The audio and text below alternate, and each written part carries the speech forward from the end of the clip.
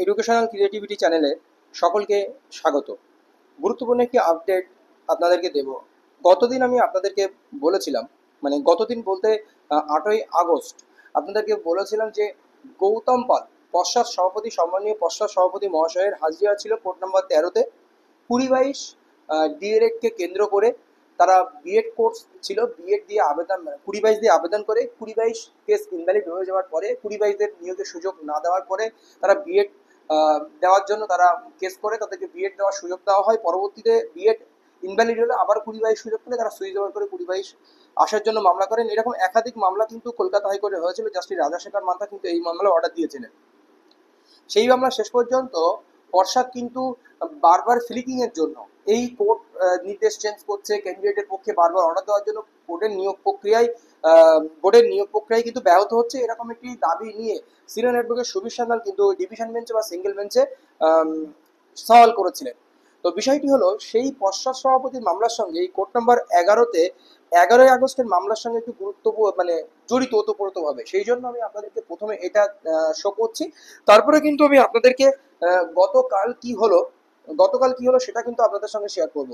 তো আপনারা জানেন যে এই কোর্ট নাম্বার 11-তে 11ই আগস্ট আবার রয়েছে 32,000 শুনানির মামলা ঠিক দুটোর সময়। তার আগে প্রাথমিকের একাধিক মামলা রয়েছে। 14-16 ডিএলএড এর যারা ট্রেন নন ট্রেনের পৃথকীকরণের বিষয়ের মামলা রয়েছে। তাছাড়া রয়েছে এই এই 20-22 ব্যাচ যারা বিএড সুইচ ওভার করে আসতে চায় বা এনওএস সুইচ ওভার করে আসতে চায়, সেই দুটো ব্যাচও কিন্তু এখানে, সেই মামলাও কিন্তু লিস্টেড রয়েছে। তো প্রথম দিকে যদি আমরা লক্ষ্য করি, তো আমরা একদম প্রথম দিকে দেখুন, FMA 598/2024 to be mention, WB board of primary education, WB board of primary education, WB board of primary education. তার মধ্যে যেটা উইক ট্যাগ হয়ে রয়েছে 2 নম্বর matter Shibshankar Das and ORS. এই মামলাটি কিন্তু সেই সম্মানীয় পশ্চাৎ সভাপতি গৌতম পাল মহাশয়ের হাজিরা মামলা ছিল। সেই মামলায় এখানে কিন্তু ডিভিশনের ট্যাগ হয়ে রয়েছে। এটার উপরে ভিত্তি করে সিঙ্গেল বেঞ্চে আগামী গতকাল কি হলো সেটা আপনাদেরকে কিন্তু আমি শেয়ার করব। West Bengal board of primary education, Zeba Rahman, West Bengal board of primary education, Arunima, Yusuf Goldar, Sumita Roy, Gautam Bir, president West Bengal board of primary education, Kamrun Nesa, Sanad Shikari, শতাব্দী রানা। এরকম দেখুন 15টা মামলা কিন্তু এখানে ট্যাগ রয়েছে নেক্সট দিন জাস্টিস তপব্রত চক্রবর্তীর বেঞ্চে। এছাড়াও প্রাইমারির একাধিক মামলা কিন্তু ওই দিন লিস্টেড রয়েছে। তার মধ্যে একটি অন্যতম মামলা আপনারা হচ্ছে 32,000 শিক্ষক শিক্ষিকার চাকরি সংক্রান্ত মামলা। তারপরে আপনারা দেখতে পাচ্ছেন যে 14-16 ডিএলএড ব্যাচ যারা ট্রেন এবং নন ট্রেন না সেটা প্রমাণ করার জন্য 42,000 রিক্রুটমেন্টের মধ্যে তাদের সহপাঠীরা কেউ ট্রেন হিসেবে চাকরি করছে, আবার একই সঙ্গে পরীক্ষা দিয়ে একই সঙ্গে চাকরি করে কেউ আবার নন ট্রেন হিসেবে চাকরি করছে।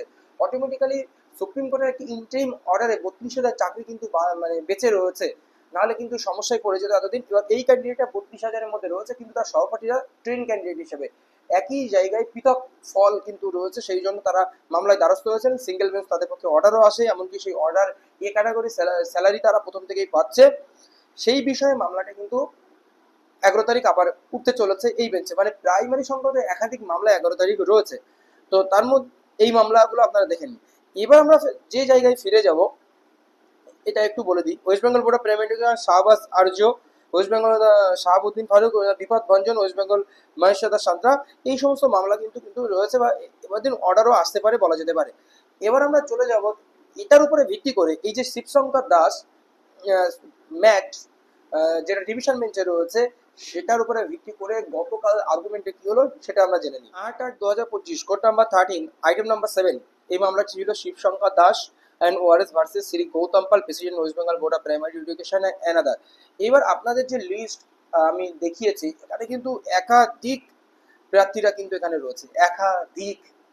একাধিক বলতে 99 জন এই মামলার ক্ষেত্রে রয়েছে। আরো অনেক মামলা 100টা 50টা এরকম করে কিন্তু একাধিক ক্যান্ডিডেট 20-22 ডিএলএড ছেলেমেয়েরা আবার ইন্টারভিউতে সুযোগ পাবে, মানে কাউন্সিলিং এর সুযোগ পাবে কিনা সেটা দেখার বিষয়, বা তাদের ইন্টারভিউ হবে কিনা সেই সমস্ত প্রশ্ন এখানে রয়েছে। এবার এই মামলায় কি হলো আমরা একটুখানি বলি। Let this matter go out of the list with liberty to mention. এই যে লাইনটার মধ্যে অর্ডার সবকিছুই প্রতিফলিত হয়েছে আর্গুমেন্টে। কেন? যেহেতু এটি ডিভিশন বেঞ্চে পশ্চাদের চ্যালেঞ্জ করা রয়েছে, সেই জন্য পশ্চাদ বলেছে এই মামলাটি সম্ভবত 2-1 দিনের মধ্যে লিস্টেড হয়ে যাবে। 11 তারিখে লিস্টেড হওয়ার কথা। এই মামলা অলরেডি আমরা চ্যালেঞ্জ করে ডিভিশনে রয়েছে, সেই জন্য বিচারপতি এটা শুনে কিন্তু আপাতত এটা আউট অফ লিস্ট রেখেছেন। লিবার্টি টু মেনশন, মানে মেনশন করার তাদের স্বাধীনতা দেওয়া হচ্ছে একটাই কারণে, ডিভিশন বেঞ্চে যদি ওই মামলাটি মিটে যায়, এদের পক্ষে রায় আসে, তখন কিন্তু ওই ডিভিশন বেঞ্চের রায় এই সিঙ্গেল বেঞ্চে দেখিয়ে এই মামলা ডিসমিস করা কি ডিসপোজ অফ যাই হোক কিছু বিচারপতি করবেন। এটাই কিন্তু আর্গুমেন্ট হয়েছে, বেশি আর্গুমেন্ট হননি, তার জন্য আমরা অর্ডার কপি তো প্রতিফলিত হচ্ছে না, এই হচ্ছে বিষয়। All parties are directed to act on a server copy of this order duly downloaded from the official website of this court, Justice Raja Shekhar Manda. তাহলে বিষয়টা এখানে আপনাদের ক্লিয়ার করতে পারলাম। শুনানি বেশি হয়নি, এইটুকুই কিন্তু এই মামলার শুনানি হয়েছিল। আর এই মামলার ক্ষেত্রে এই মামলার বিগত আরো 2-3টে অর্ডার হয়েছে, কিন্তু প্রথম দিনের শুনানিতে কিন্তু উপস্থিত ছিলেন না পর্ষদের পক্ষ থেকে। তো যাই হোক,